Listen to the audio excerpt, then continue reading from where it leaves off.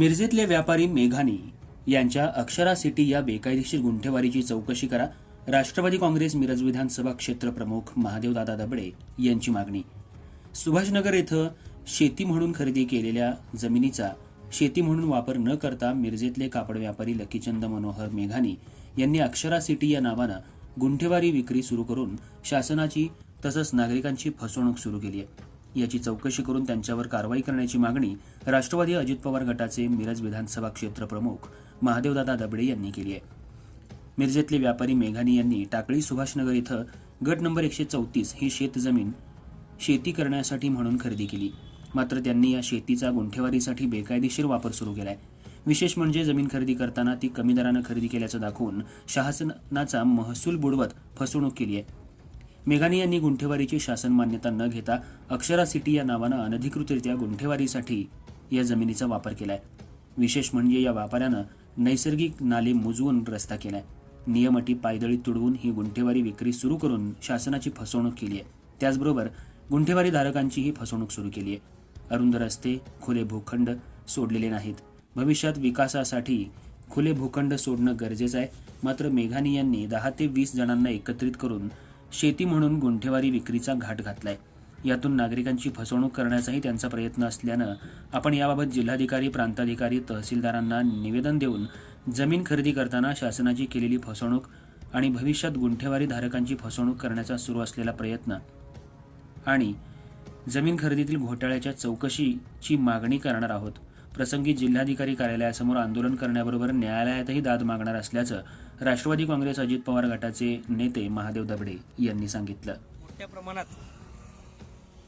शेतीचे गुंठेवारी करून विकण्याचं प्रमाण मिरज तालुक्यात वाढलेलं आहे. तसं टाकळी, बोलवाड, सुभाषनगर, वड्डी, म्हैसाळ या भागामध्ये मिरजेतील काही व्यापारी आहेत ही शेती म्हणून काही शेती खरेदी करतात आणि ती शेती नंतर 1 महिना 2 महिने गेले की लगेच प्लॉटिंग करायसाठी गुंठेवारीच्या प्लॉटिंग करायचं प्रमाण वाढलेलं आहे.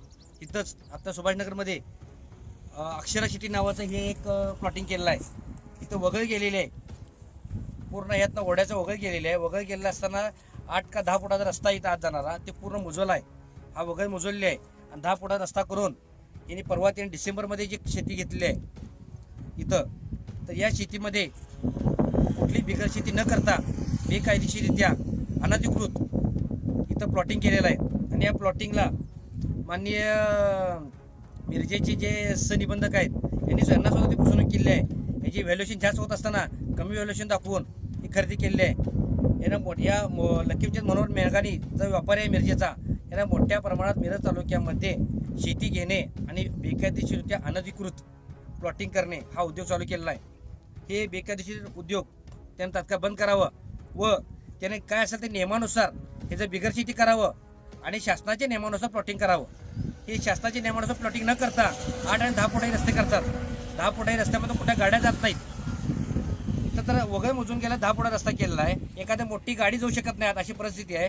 आता मिरजमधले सुभाषनगर भागामध्ये इथं भुये प्लॉटला प्लॉटिंग झालेलं आहे 10 वर्षापूर्वी. अशी अवस्था झालेली आहे की इथं एखादा ओपन पेजमध्ये एखादा 1 गुंठा प्लॉट सुद्धा नाही. परत पाण्याची टाकी बांधायला दुसऱ्यांच्याकडून बक्षीसपत्र घेऊन तिथं पाण्याची टाकी बांधण्यात आली आहे. असं गुंठेवारी करतात. हे गुंठेवारीचे प्लॉटिंग करतात आणि पैसे मिळवून निघून जातात व्यापारी. त्यामुळं शासनानं याला तात्काळ याची या बेकायदेशीर प्लॉटिंगची चौकशी करावी यासाठी मान्य जिल्हाधिकारी, तहसीलदार, प्रांत यांना याबाबतीत चौकशी मागणी आम्ही केलेली आहे. आणि माननीय न्यायालयामध्ये सुद्धा याची मी दाद मागणार आहे. आणि न्यायालयामध्ये या जे बेकायदेशीर प्लॉटिंग केलेलं आहे याला स्थगिती आदेश मागणार आहे आम्ही.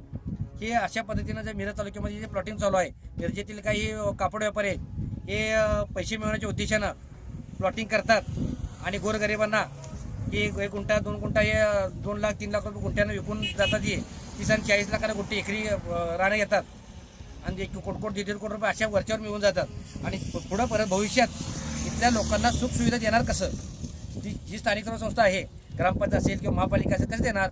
त्यामुळे ह्याची ह्या संपूर्ण या प्लॉटिंगची सखोल चौकशी करावी ही मागणी माननीय जिल्हाधिकारी, जिल्ह्याचे प्रांत आपले जिल्ह्याचे सबनिबंधक, जिल्हा मुद्रांक अधिकारी यांच्याकडे चौकशी मागणी करावली आम्ही.